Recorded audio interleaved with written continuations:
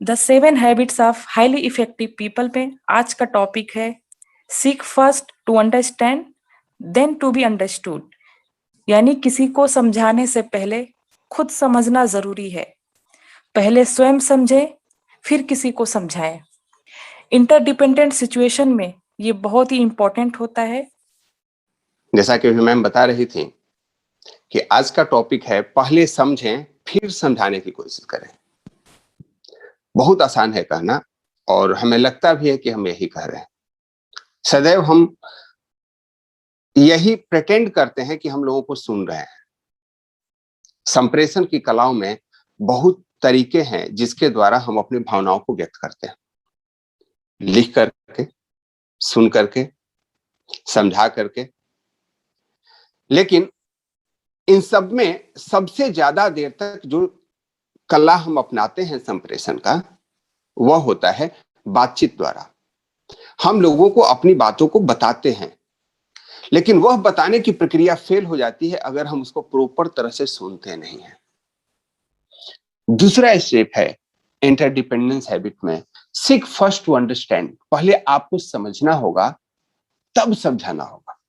आज पूरी भागदौड़ इसी चीज की मची हुई है। लोग मुझे समझते नहीं, दुनिया मुझे समझती नहीं, मेरा परिवार मुझे समझता नहीं, मेरे बच्चे मुझे समझते नहीं, मेरी पत्नी मुझे समझती नहीं, मेरा दोस्त मुझे समझता नहीं। हर एक व्यक्ति को यही कंप्लेन है। लेकिन हकीकत यह है कि क्या हमने उन्हें समझा है? जो ही एक तरफा बातें होने लगती है तो आप थक जाते हो, या हर एक कोई थक जाता है। तो आज हम इस तरीकों पे बात करेंगे कि कैसे हम दूसरों को समझते पहले हैं। तो स्टीफन आर कवी का कहना है कि most people do not listen with the intent to understand, they listen with the intent to reply. हम किसी की बात को सुनते ही नहीं हैं, और सुनते हैं तो उसके बातों का जवाब देने के लिए सुनते हैं, उसको समझने के लिए नहीं सुनते।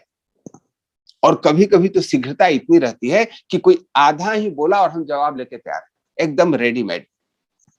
ऐसी स्थिति में क्या होता है कि अगला डिफेंसिव हो जाता है। अब अगला भी अपने बातों को प्रकट नहीं करता, वो पहले आपको समझाने में लग जाता है। हम उसको समझाने में लग जाते हैं और बात शुरू होने के पहले ही बात समाप्त हो जाती है। उस बात का मिठास खत्म हो जाता है, बात में करवाहट आ जाती है और हम इसको समझ नहीं पाते। और ऐसा मैक्सिमम लोगों के साथ होता है, और यही कारण है कि मैक्सिमम लोग जीवन में असफल होते हैं। सोचने के क्या क्या नजरिए होते हैं, क्या क्या तरीके होते हैं, आज हम इस पे चर्चा करने वाले हैं। सीक फर्स्ट टू अंडरस्टैंड का मतलब होता है इंटेंट लिसन टू अंडरस्टैंड। आप सुनते हो समझने के लिए सुनिए, बातों को जवाब देने के लिए। जब कोई भी आपसे व्यक्ति बात कर रहा हो तो पहले उसको सुनिए कि वो कहना क्या चाहता है, और फिर अपने स्किल का इस्तेमाल कर सकते हैं। Reflect feeling and words. Skill यह नहीं है कि उसके बातों को हम कैसे जवाब दे देते हैं और अगला चुप हो जाता है। अगर कोई आपके बातों के जवाब से चुप हो जाता है तो सच पूछिए आप फेल हो जाते हैं। अगले की संप्रेषण की स्थिति बनाए रखें सबसे महत्वपूर्ण है किसी भी बातचीत के शैली में। तो चलिए हम बिजनेस से रिलेट करके देखते हैं। हम जो बिजनेस कर रहे हैं, आपने किसी को फोन किया, वो बोलता है कि सर ये बिजनेस में ना करने में मजा नहीं आ रहा है। अब आपने कहा हाँ, निकम्मे लोग यही सोचते हैं। अब उसको क्यों मजा नहीं आ रहा है या वो क्यों नहीं कर रहा है, आपने उसकी पूरी बात सुनी नहीं। सबसे पहले आप पॉज दें, लेट हिम कंप्लीट। जब उस बातों को कंप्लीट कर लेते हैं, तब जब आप सुनते हो और उसके बातों का जवाब देते हो, उसमें स्किल होना चाहिए, परफेक्ट फीलिंग एंड वर्ड्स होना चाहिए। आप उसको कह सकते हैं you feel that you are not doing better in the business. You feel that, अगले को हम समझ रहे हैं। अगले को पहले समझिए कि वो कहना क्या चाह रहा है। Then to be understood, intent seek to be understood, then state your point of view using I message. I feel that आप बहुत ज्यादा व्यस्त हो इसलिए इसमें टाइम नहीं दे पा रहे हो। आई फीलिंग तभी आएगी जब यू फीलिंग को समझ पाएंगे। ध्यान रखिए, हल्का कॉम्प्लिकेटेड सब्जेक्ट है। लेकिन आपको इसको मास्टरी करनी होगी अगर जीवन में आप चाहते हैं कि सफलता मिले, हैप्पीनेस मिले तो। और ये सिर्फ आर्थिक जगत के लिए ही नहीं, आपके व्यवहारिक, पारिवारिक, सामाजिक सारे परिप्रेक्ष्य में यह काम आने वाला है। First thing to understand, then to be understood. चलिए इसके और पहलुओं पे आगे विचार करते हैं। सीक फर्स्ट टू अंडरस्टैंड होता क्या है, हम कैसे किसी को समझते हैं और कैसे हम समझ सकते हैं। तो सबसे पहले उन बातचीत के तरीकों को देखना होगा आपको। जब बातचीत के तरीकों को देखेंगे तब आपको पता चलेगा कि एक्चुअल में हम कैसे सुनते हैं। Type of listening.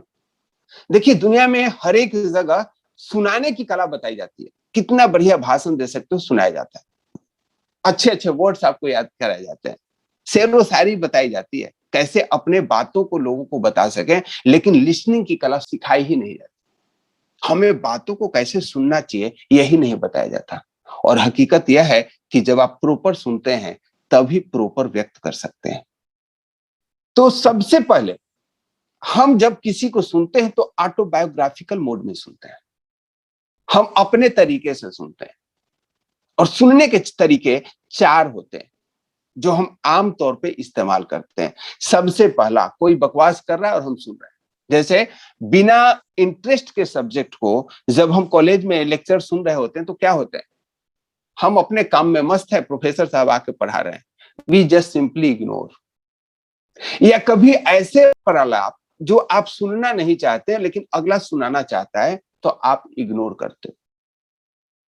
और वह इग्नोर का यह आलम हो जाता है कि हमें आदत बन जाती है इग्नोर करने की। कोई बातचीत कर रहा है, हम मोबाइल देख रहे हैं, हम व्हाट्सएप देख रहे हैं, अगला क्या इंपॉर्टेंट चीजें बात कर रहा है, हम उसको सिंपली इग्नोर करते हैं। अगला पूछता है भाई साहब हमें सुने, बोला हाँ हाँ। एक और एग्जांपल देता हूं, आप जब ही किसी से मिलते हैं तो एक दूसरे को हाथ मिलाते हैं, और हाथ मिलाते हैं एक कल्चर है कि लोग अपना नाम बताते हैं जब किसी अनजान आदमी से मिल रहे होते हैं। जब आप हाथ मिलाते हो अगला बोलता है यस यस आई एम शोभा, अगली बोलती है मैं सुनीता। सपोज कर बातचीत हो गई, बातचीत करते करते कुछ चीजें ऐसा निकला कि एक दूसरे में इंटरेस्टेड हो गए। अब नंबर एक्सचेंज होता है, मोबाइल नंबर। जब सेव करने करने जाते हैं तो फिर पूछते हैं योर गुड नेम प्लीज। ऐसा करते हैं क्या? सबसे पहले जो बात की गई थी उसमें नाम ही एक दूसरे को बताया गया था, लेकिन आपका उसमें इंटरेस्ट नहीं था। दोनों अपना अपना बताने के चक्कर में थे, मेरा नाम क्या है, दूसरा को सुन कोई नहीं रहा है। लेकिन जब जरूरत होती है कि नाम सेव करें तो हम वापस पूछ लेते हैं। आपको क्या लगता है, अगले को आपका नाम याद है और आप उसका नाम नहीं याद रख पाए तो आप कौन सा वर्ड का इस्तेमाल करते हैं? Excuse me your name please. आप पहले ही सॉरी फिगर पे आ गए क्योंकि आपको सुनने की आदत नहीं है। क्या आप इस बात से एग्री करते हैं? मेरे साथ तो ऐसा होता है, इट्स हैपेन कि जब हम कोई बात किसी से कर रहे होते शुरू में उसकी बातों पे ध्यान ही नहीं देते हैं। और यही कारण है कि हमारा जो संप्रेषण है, जो कम्युनिकेशन है, वह प्रॉपर नहीं हो पाता है। We ignore the things. दूसरी चीज होती है प्रिटेंड लिसनिंग। जब हमें कोई बात किसी का पसंद नहीं आता तो हम सुन रहे होते हैं, उसकी तरफ देख भी रहे हैं, उसकी बातों पे उसको लगता है कि हम खुद सुन रहे हैं और हम अंदर ही अंदर चैटर कर रहे होते हैं, अंदर ही अंदर बोल रहे होते हैं। कोई बोलता है आजकल बहुत परेशानी है, तो आप उसकी तरफ देख तो रहे हो लेकिन अंदर से ही सुन रहे होते हैं, साले तेरी तो रोज की परेशानी होती है। आप उसकी बात सुन नहीं रहे हो। अगला अपना प्रॉब्लम बता रहा है और आप प्रॉब्लम सुन ही रहे हैं, जबकि एकदम आंखें में आंखें डाल के बातें कर रहे हैं। इसको होता है प्रिटेंड लिसनिंग, सुनने का दिखावा करना। तीसरी होती है सेलेक्टिव लिसनिंग। कोई बहुत लंबी चौड़ी कहानी बता रहा है, मैं उसी चीज को सुन पाता हूं जो मैं इंटरेस्टेड हूं। इसलिए कला सिखाई जाती है बिजनेस में कि आप सबसे पहले उसको वह सुनाइए जिसमें वह इंटरेस्टेड है, क्योंकि हर एक आदमी सेलेक्टिव लिसनिंग पे जाता है। लोग एग्जाम की भी तैयारी करते हैं ना तो हाईलाइट कर देते हैं इंपॉर्टेंट क्वेश्चंस, और हमें आदत हो जाती है जब कोई बातचीत भी कर रहा होता है तो हम मुख्य पहलुओं पे विचार करते हैं। जैसे एक गार्जियन अपने बच्चे से बात कर रहा है पापा आजकल ना स्कूल में सब कुछ मजा नहीं आ रहा है, ठीक नहीं चल रहा है, पापा को कुछ फर्क ही नहीं पड़ता। लेकिन जब भी बच्चा कहता है मैं कल से स्कूल नहीं जाऊंगा, पापा चौंक जाते हैं, ऐसा कैसे, क्यों स्कूल नहीं जाएगा? उसने पहले से 10 मिनट अपनी कहानियां सुना चुका है कि इसको टीचर डिसलाइक करते हैं, उसको बच्चे बच्चे चिढ़ाते हैं, जो सब्जेक्ट वो पढ़ रहा है उसमें उसका इंटरेस्ट नहीं है, लेकिन पापा उसकी बातों को सुन नहीं रहे। लेकिन जब ही बच्चे ने कहा कल से स्कूल नहीं जाऊंगा, तो पिताजी को अपना फी याद आ गया, ₹1,00,000 पेमेंट दिया हुआ है। आप क्या कर रहे हैं? सेलेक्टिव लिसनिंग कर रहे हैं, उन्हीं बातों को सुन रहे हैं जो आप पे ज्यादा गहरा असर डालता है, जबकि आपको बात वह सुननी है जिससे अगले पे गहरा असर डाले, तभी आपका कम्युनिकेशन प्रॉपर होगा, तभी वो आपकी बातों को पूरा सुन पाएगा। फोर्थ होता है अटेंटिव लिसनिंग, ध्यान से सुनना। आप उसकी पूरी बातों को सुनते हैं, और जब उन पूरी बातों को सुनते हैं तो आप रिप्लाई देने के मूड में सुनते हैं। ध्यान रखें, पूरी बात को सुना आपने और रिप्लाई देने के मूड में सुना, या जजमेंटल सुना, उसको निर्णय देने के लिए सुना। सबसे पहले ऊपर की जो 3 कैटेगरी है वह सबसे इमेच्योर लोगों की कैटेगरी है, इसको तो आप आदत डाल के हटा ही दीजिए। Ignoring, pretend listening, selective listening. Attentive listening तो होना ही चाहिए, लेकिन अगर सबसे परफेक्ट लिसनिंग की बात किया जाए, जो आप लोगों से एक्सपेक्टेड है, जो हाईली इफेक्टिव पीपल से इफेक्टेड है, उसका नाम है एम्पैथिक लिसनिंग। आप अगले को उसके हिसाब से सुनते हो, अपने हिसाब से नहीं। इसमें बहुत अंतर है। बहुत सारे लोग बोलते हैं अपने दिल से देखिए पराये दिल का हाल। कम्युनिकेशन में सबसे रॉन्ग कंसेप्ट है, उसके दिल से देखिए उसके दिल का हाल। हमेशा ध्यान रखें, मैं रिपीट करता हूं इस बात को। जब भी आप किसी को अपने हिसाब से सुनते हैं तो उसको बोलते हैं ऑटोबायोग्राफिकल लिसनिंग। आप अपने जीवन से रिलेट करके देख रहे हैं। एक बच्चे का स्कूल रन खराब हो गया, कोई कम्युनिकेशन नहीं था आने का, 1 किलोमीटर पैदल चल के आपको बच्चा स्कूल से आता है, थका हुआ है, वो चिड़चिड़ा हो गया है। आप उसको आते बोलते बेटा क्या फर्क पड़ा, हम लोग तो 4 किलोमीटर स्कूल जाया करते थे। अगर मैं अपनी बात कहूं तो मैं बचपन में 4 किलोमीटर पैदल चल के स्कूल जाया करता, कोई साइकिल नहीं, कोई रिक्शा नहीं, कोई ऑटो नहीं। अगर मैं अपने चीजों से आज के बच्चों को रिलेट करूं तो आपको क्या लगता है, बच्चा प्रसन्न होगा, अप्रसन्न होगा? हमारा कम्युनिकेशन प्रॉपर हुआ नहीं हुआ? हम तो उसको अपने हिसाब से सुन रहे हैं, अपने दिल से देख रहे हैं पराये दिल का हाल। ऐसा न करें, आपको एम्पैथिक लिसनिंग की जरूरत है। आज के परिप्रेक्ष्य में देखें, आप जिस समय थे उस समय परिस्थितियां नहीं थी, हम लोगों के पास मोबाइल फोन नहीं होता था, कम्युनिकेशन का एकमात्र था चिट्ठी लिख देना, और चिट्ठी 10 दिन के बाद पहुंचते थे, तब किसी को आपके खैर खैरियत की पता चलती।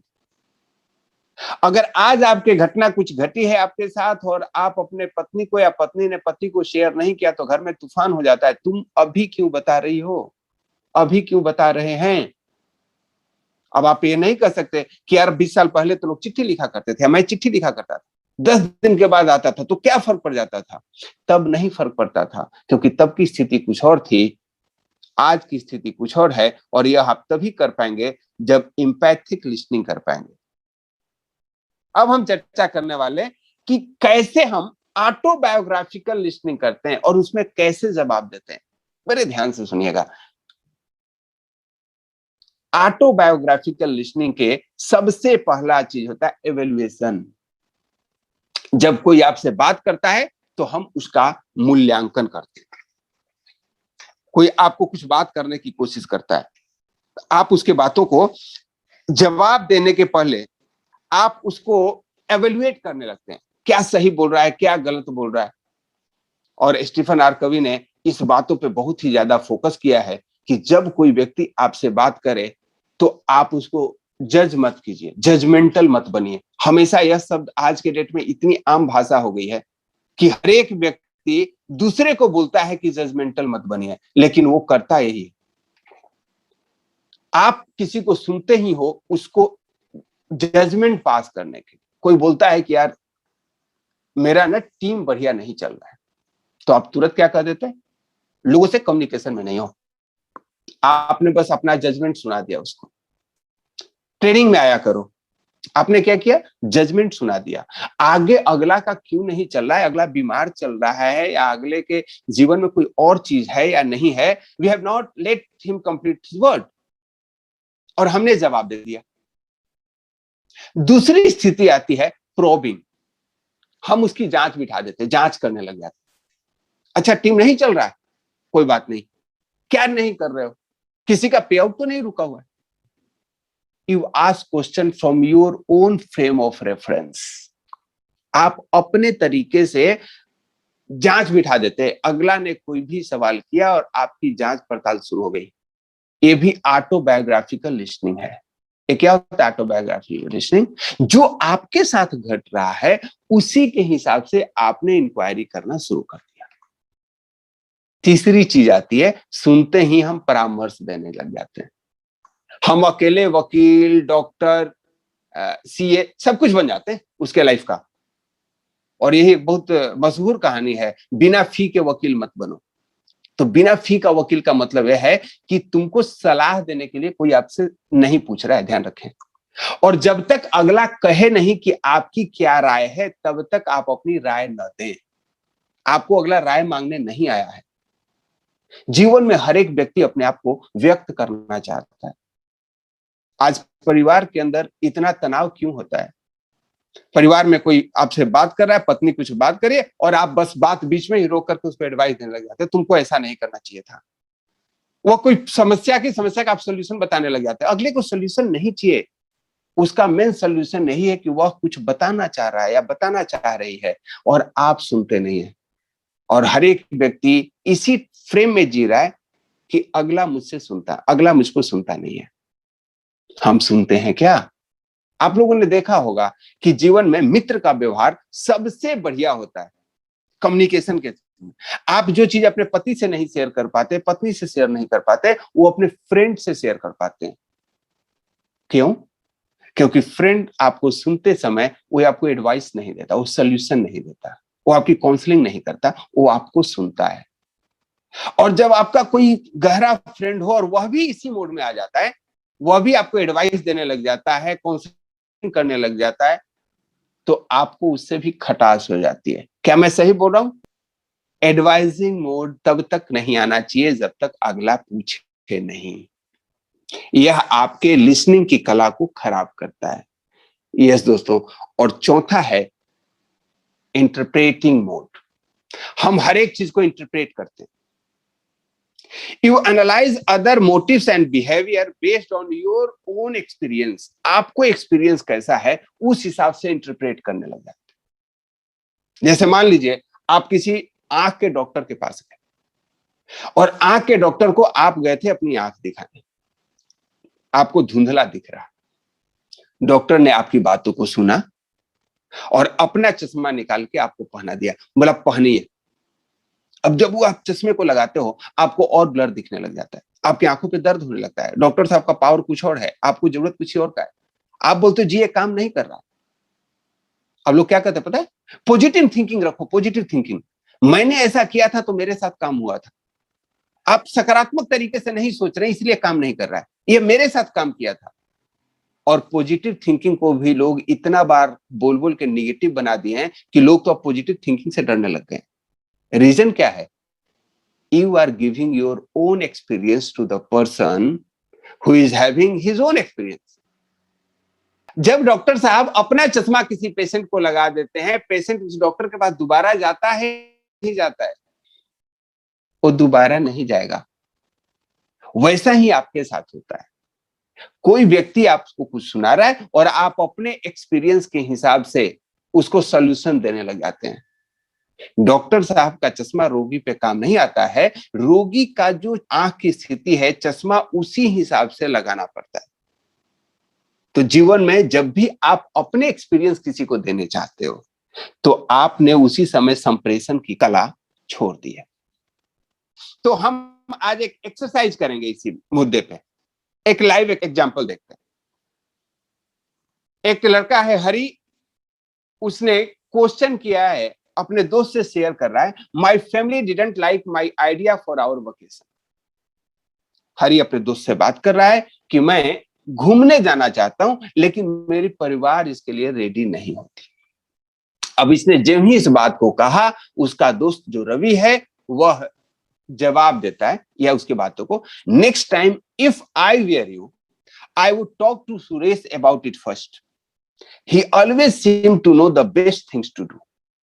अब देखिए, रवि का एक और दोस्त है सुरेश, उसने बोला कि जब मुझे मेरे साथ ऐसा प्रॉब्लम आता है, मैं सुरेश से बात करता हूं और वो हमेशा हमें बेस्ट तरीका बताता है कैसे अपने फैमिली को तैयार करना। अब मैं आपसे पूछना चाहूंगा कि रवि ने उसकी बातों को प्रॉपर सुना है या एवेल्युएशन, एडवाइजिंग, प्रोबिंग और इंटरप्रेटिंग, किस टाइम फ्रेम में जवाब दे रहा है? Just you have the 4 option, just right your answer. My family didn't like my idea for vacation, यह हरि ने बात किया तो रवि बोला मैं इसके लिए सुरेश से पूछता हूं, अगर मैं तुम्हारे जगह होता तो सुरेश से पूछता, वो हमेशा मुझे बेस्ट एडवाइस देता। यह इसकी बातों को सुन रहा है, यह जवाब दे रहा है। जवाब दे रहा है तो कौन से तरीके का इस्तेमाल कर रहा है? आपके पास 4 ऑप्शन है, कौन बनेगा करोड़पति? आप एवेल्युएट कर रहे हैं, ए एडवाइस दे रहे हैं, बी प्रोबिंग जांच कर रहे हैं, सी और इंटरप्रेट कर रहे हैं, डी। आप सोचिए इसमें अगला क्या बोल रहा है, मैं सुरेश से पूछता।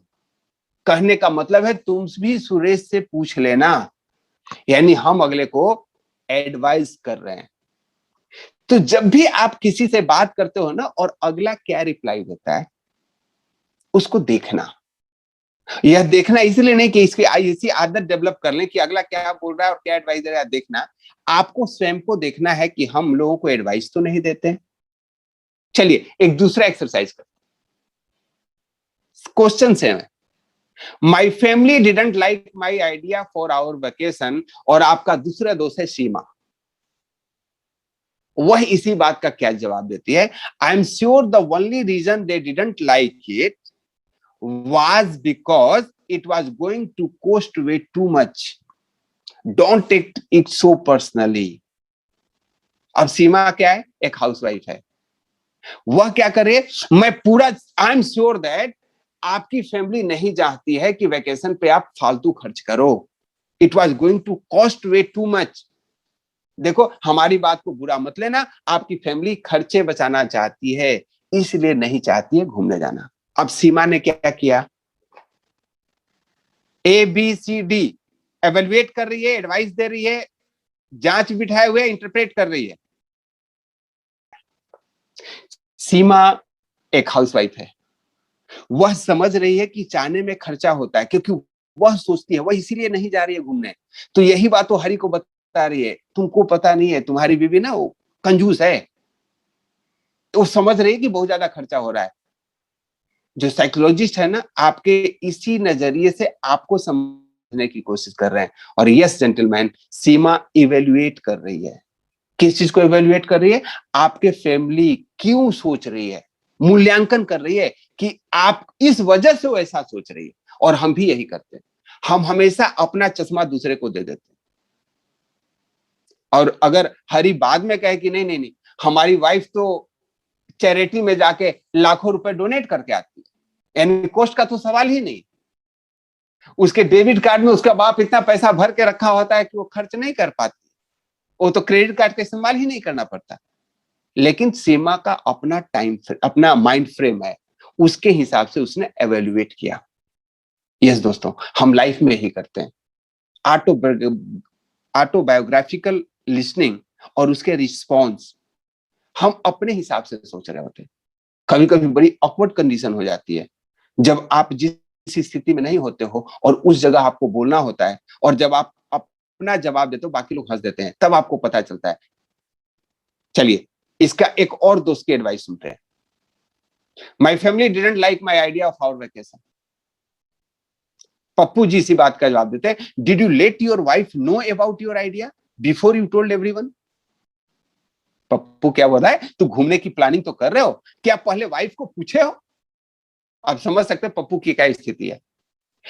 ये बेचारा बिना वाइफ के बताए तो टॉयलेट में नहीं जाता, और हरी वेकेशन की बात कर रहा है।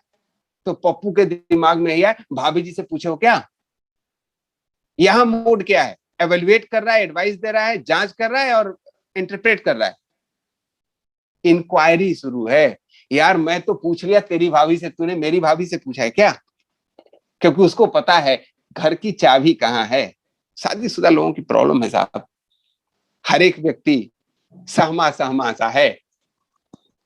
यह मैंने क्या कहा? हर एक व्यक्ति सहमा सहमा सा है। ध्यान दें, हमने अपने हिसाब से, अपने माइंड फ्रेम से इसी क्वेश्चन को रख दिया।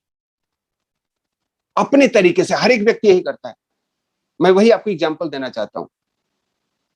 आज पति पत्नी के इतने ज्यादा जोक मशहूर क्यों है पता है? क्योंकि मैक्सिमम लोगों से रिलेट करता है, सबके घर की वही कहानी है, इसीलिए आपको बहुत अच्छा लगता है। अब आगे चलते हैं।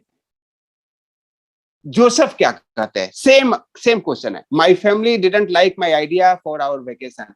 जोसेफ, ये that can happen if you don't spend much time thinking about it first. इनका क्या कहना है कि फैमिली तुम्हारी उस आइडिया को इसीलिए नहीं कहती कि तुम पहले नहीं सोचते हो। कोई भी काम को सोच समझ के करना चाहिए। ए मिस्टर प्लानर है, ये शाम में ही सारी प्लानिंग कर लेते हैं। ये जब यात्रा में जाते हैं पहले दवा वगैरह रख लेते हैं। मैं बीमार पड़ गया तो हमको क्या लेके, कौन सी दवा खाना चाहिए। ये कहीं भी जाते हैं तो पूरा अपना मेडिसिन बॉक्स लेके घूमने वाले व्यक्ति। इन्होंने क्या किया? इन्होंने इंटरप्रेट किया कि इसने भी डिस्कस नहीं किया होगा अपनी फैमिली को पहले ही अपने वेकेशन के लिए। इसको पहले ग्राउंड तैयार करना चाहिए था, सबको तैयार करना चाहिए था कि यहां मैं घूमने क्यों जा रहा हूं। बच्चों को सीखने का मौका मिलता है। बहुत सारे लोग भूमिका बनाते हैं ना, कोई भी चीज आपको मनवानी पड़ती है तो उसके प्रॉस कॉन्स हर एक चीज को हम देखते हैं और लोगों से डिस्कस करते हैं गहनता के रूप में। चलिए एक और कम्युनिकेशन की बात करते हैं। एक बच्चे ने अपने पिताजी से पिता और बच्चे की कम्युनिकेशन है। आप लोग समझने की कोशिश कीजिए कि कैसे एक कम्युनिकेशन में हम इंटरप्रेट करते हैं चीजों को। बाप पूछता है कैसा चल रहा है बेटे? लड़का बोला बढ़िया। आजकल क्या हो रहा है? बच्चा बोला कुछ नहीं। स्कूल में क्या सब कुछ ठीक ठाक चल रहा है? बच्चा बोलता कुछ खास नहीं। वीकेंड पे तुम्हारी योजना क्या है? पता नहीं। आपको इस कम्युनिकेशन से क्या लगता है? बच्चा अपने पिताजी से बात करना चाहता है या नहीं करना चाहता है? बाप बेटे से कुछ पूछना चाह रहा है और बेटा जस्ट नेग्लेक्ट कर रहा है। 1 वर्ड 2 वर्ड में जब कोई व्यक्ति आपके बातों का जवाब देने लग जाए यस नो में, तो आप समझिए कि वह आपसे बात नहीं करना चाह रहा है। और कोई आपसे बात नहीं करना चाह रहा है, इसके जिम्मेवार हम खुद हैं। क्यों हम खुद हैं? क्योंकि हमने उसको स्पेस नहीं दे रखा है। वही बच्चा जब फोन पे बात करता है अपने दोस्तों से तो घंटों बात कर लेता है, लेकिन जब घर पे है तो घर को एक होटल समझ रखा है, एक सराय समझ लेता है। आता है, खाता है, एक कमरे में बंद हो जाता है, पीता है, सो जाता है। कोई कम्युनिकेशन नहीं है क्योंकि उसको स्पेस नहीं दिया गया है। एक दूसरा एग्जांपल है। डैडी मैं जान गया हूं स्कूल जाने से कोई फायदा नहीं है। बच्चे ने जो ही कहा आपके चारों मतलब सारे इंद्रियों से सेंसेशन शुरू हो गया। अब आपने पूछा क्या बात है बेटे? आपने क्या किया? उसने सेंटेंस को पूरा ही किया कि आपने इंक्वायरी शुरू कर दी। यू आर प्रोबिंग, तहकीकात कर रहे हैं। क्या बात है बेटे? अब बच्चा जवाब देता है यह पूरी तरह से इम्प्रैक्टिकल है, मुझे एक भी चीज काम की नहीं लगती स्कूल में। अब बाप का अगला मोड है, बेटे तुम अभी इसके लाभ नहीं देख सकते। जब मैं तुम्हारी उम्र का था तो मुझे भी ऐसा ही महसूस होता था। मुझे याद है मैं कुछ विषयों को तो अपने समय की बर्बादी मानता था, परंतु बाद में जाकर वही विषय मेरे लिए सबसे मददगार साबित हुए। बस अपनी शिक्षा पूरी कर लो, इसमें कुछ समय दो। अब क्या किया पिता ने? एडवाइस कर दिया, परामर्श देना शुरू कर दिया। अब बच्चा बोल रहा है। अब बच्चा अब क्या डिफेंसिव मोड में है। बच्चे को अपना चीज रखना है, फादर को अपना रखना है। मैं पहले ही अपने जीवन के 10 साल पढ़ाई को दे चुका हूं पापा।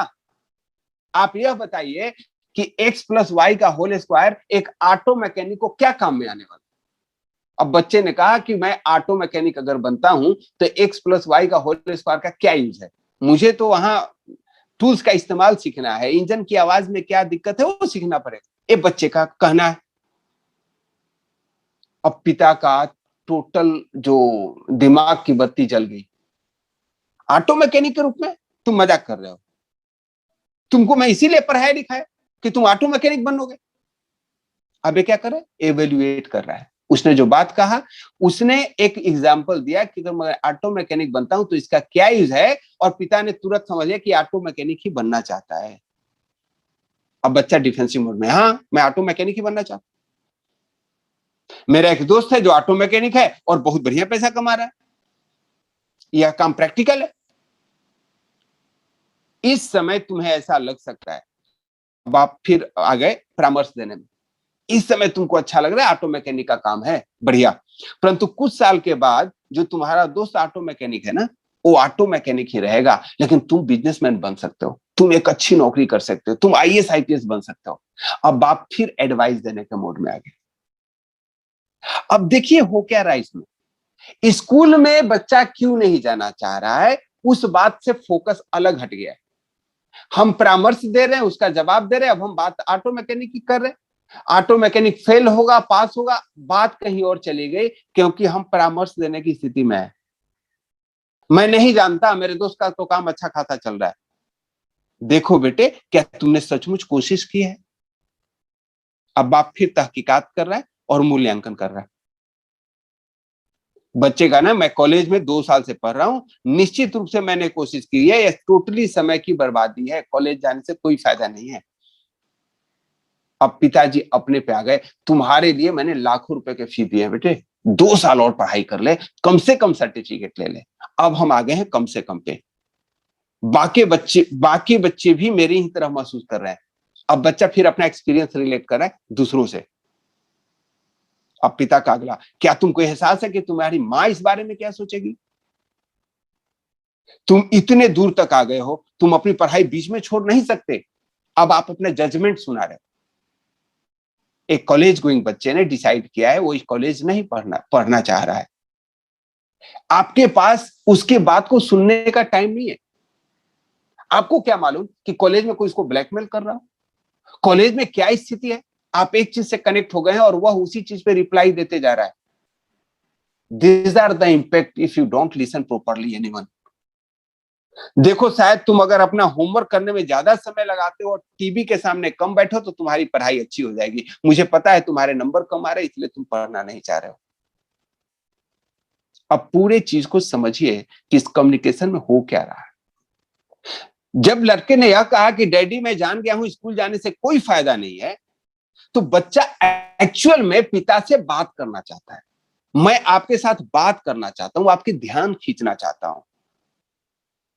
लेकिन पिता ने जो जवाब दिया, क्या बात है बेटे, तो इसमें यही कहा जाता है, तो पिता ने भी अच्छे इनिशिएटिव लिया। आपकी रुचि है, यह बहुत बढ़िया है, आप उसके बात को सुनना चाहते हैं। लेकिन जब ही लड़के ने अपनी दूसरी समस्या को बोलना शुरू किया, पिता डिफेंसिव मोड में आ गए। बेटे तुम अभी अपना लाभ नहीं देख सकते, मैं तुम्हारी उम्र का था तो मुझे भी ऐसा ही महसूस होता था। अब डैडी ने अपनी आत्मकथा लेकर के बैठ गए। उनके समय में क्या होता था, आपके समय में दूसरे ऑप्शन नहीं थे। आज के बच्चों के पास 50 ऑप्शन हैं। आपके समय एक ही चीज था, नौकरी सरकारी लग गया तो बच्चे का लाइफ सेट है, नहीं लगा तो खेती करना पड़ेगा। मैं अगर अपनी बात कहूं तो मेरे समय यही टाइम फ्रेम था। आज के बच्चे पढ़ाई नहीं कर रहे हैं ना, उनके पास बहुत सारे ऑप्शन है। आजकल तो लोग यूट्यूब पे वीडियो डाल के भी पैसे कमा रहे हैं, कोई फ्री लॉन्चिंग कर रहा है, कोई कैमरा लेकर के भी घूम जा रहा है तो उसको पैसे आ रहे हैं। तो आपके समय की चीजों को आज के बच्चों को जब आप जोड़ते हो तो सिर्फ उसको उसी फ्रेम से देख रहे हो जिस फ्रेम में आप चल रहे हैं। जब उसने कहा था कि मैं ऑटो मैकेनिक बन जाऊंगा, तो आपने कहा तुम मजाक कर रहे हो। अगर मैं ऑटो मैकेनिक बन जाऊंगा तो वो मुझे पसंद नहीं करेंगे, अगर मैं स्कूल की पढ़ाई पूरी नहीं करूंगा तो मुझे पसंद नहीं करेंगे। अब बच्चे के अंदर में आपने यह भावना भर दी कि बेटा तू पढ़ाई करेगा देन आई लाइक यू, और अगर पढ़ाई नहीं करोगे तो तुमको मैं लाइक नहीं करूंगा। और यही माता पिता कहते हैं, बेटा तुम्हारा 90% से भी कम नजर आया, तू तो मेरा बेटा बनने के काबिल नहीं है, और बेटा सुसाइड कर लिया। और फिर कहते किस्मत ही खराब थी, आपका कम्युनिकेशन खराब था भाई साहब। आपने बच्चे के सबकॉन्शियस में डाला, you don't like that your son, you like the high marks. यही हम पति पत्नी के रिलेशन में पे भी देखते हैं। दिन में 50 बार पति पत्नी को और पत्नी पति को इस बात से टोकते रहते हैं, तुम्हारा क्या हमें पसंद नहीं है। हम पसंद की बात नहीं करते, हम उसकी बातों को सुनते नहीं है। आप बिजनेस में भी यही करते हो। कंपनी लीडर की नहीं सुन रहा है, अपलाइन डाउनलाइन की नहीं सुन रहा है, डाउनलाइन अपलाइन की नहीं सुन रहा है, और सभी बिजनेस कर रहे हैं। वो बिजनेस नहीं कर रहे हैं, आप टाइम पास कर रहे हैं। You must be complete with your team, और इसके लिए सबसे आवश्यक है आपके सुनने की कला में महारत हासिल करनी पड़ेगी। क्या आप लोग इस कला को सीखना चाहते हैं? अभी तक तो हमने बात किया कि इस कला को हम करते कैसे हैं, हम सुनते कैसे हैं, क्योंकि हम बात करने वाले हैं एम्पैथिक लिसनिंग होता क्या है, इसके क्या क्या स्टेप हैं, इसके कौन कौन से तरीके हैं जिसके द्वारा हम एम्पैथिक लिसनिंग को कर सकते हैं। कैसे कोई व्यक्ति किसी से बात करता है तो कुछ भी करवा लेता है। कल एक मेरे मित्र ने फोन किया कि सर मेरी बहन की तबीयत खराब रहती है, आप 1 मिनट बात कर लेंगे ना तो उसकी तबीयत ठीक हो जाएगी। मैंने बोला यार ऐसा मैं कैसे कर सकता हूं, वो तो मुझे जानती भी नहीं। बोले नहीं ऐसा हो सकता है। मैं बोला मैं भी जानता हूं ऐसा हो सकता है। कब होगा ऐसा? जब अगला सुनने के लिए तैयार होगा। और सुनने के लिए कब तैयार होता है कोई आपको? जब आप सुनने के लिए ट्रेंड होते हो। हमेशा ध्यान रखिए, दुनिया में हर एक धर्म के लोग अपने अपने विश्वास के हिसाब से कोई ईश्वर को, कोई अल्लाह को, कोई शिव जी को, कोई गणेश जी को, कोई जीसस को जाके अपनी सुनाते हैं। क्यों सुनाते हैं पता है? क्योंकि जब आप सुना रहे हो तो अगला इंटरप्रेट नहीं करता है, अगला बीच में रोकता नहीं है, अगला मूल्यांकन नहीं करता है, अगला जांच नहीं बिठाता है, और फिर वो पत्थर भी भगवान हो जाता है। और जीसस की सूली पे लटकी हुई प्रतिमा भी आपके बातों को ध्यान देती है। प्रॉपर लिसनिंग अगर आपको आ गई तो आप में कितने भी कमियां हैं, लोग आपको भगवान समझेंगे। इतनी बड़ी महत्ता है लिसनिंग की। यस जेंटलमैन, मैं इस चैप्टर को शॉर्टकट नहीं करना चाहता हूं। कल के सेशन में हम लोग जानेंगे एम्पैथिक लिसनिंग के क्या कला है, कैसे इसको अपने जीवन में उतारा जा सकता है। Thank you so much.